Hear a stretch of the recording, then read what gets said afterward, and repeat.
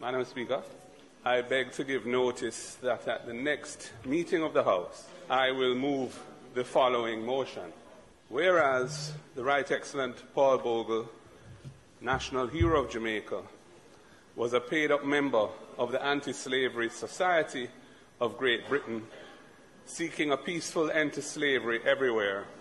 And whereas under the chairmanship of the Right Excellent George William Gordon, National Hero of Jamaica, Paul Bogle and others passed a number of resolutions at an August 12, 1865 meeting in Morant Bay in St. Thomas, calling on the British governor of Jamaica to address their grievances.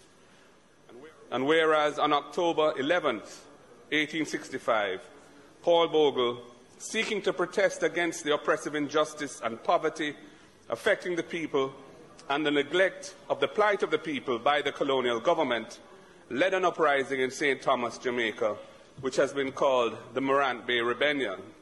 And whereas Paul Bogle and his followers neither carried nor fired any guns on the 7th October or the 11th October, 1865, and whereas the colonial authorities reacted viciously to the uprising, resulting in more than 1,000 Jamaicans being killed, and whereas Paul Bogle was hanged by colonial authorities at the Morant Bay Courthouse on October 24, 1865, for leading the uprising, thereby becoming a martyr whose courage and ultimate sacrifice helped to bring about social change and further the cause of justice for the Jamaican people.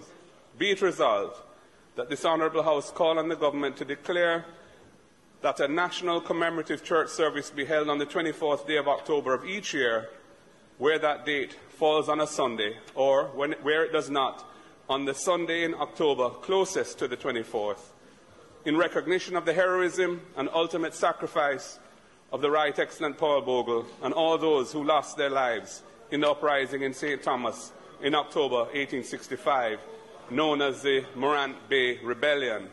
And be it resolved that the 24th day of October of each year be named and celebrated as a day of commemoration for the Right Excellent Paul Bogle and all those who lost their lives in the uprising in St. Thomas in October 1865, known as the Morant Bay Rebellion. And be it further resolved that people of goodwill in Jamaica and all across the world be encouraged to light a candle on that day at 6 p.m. local time, wherever they are, for all who suffered and died in the Morant Bay Rebellion, and also for all who suffered and died under slavery anywhere in the world.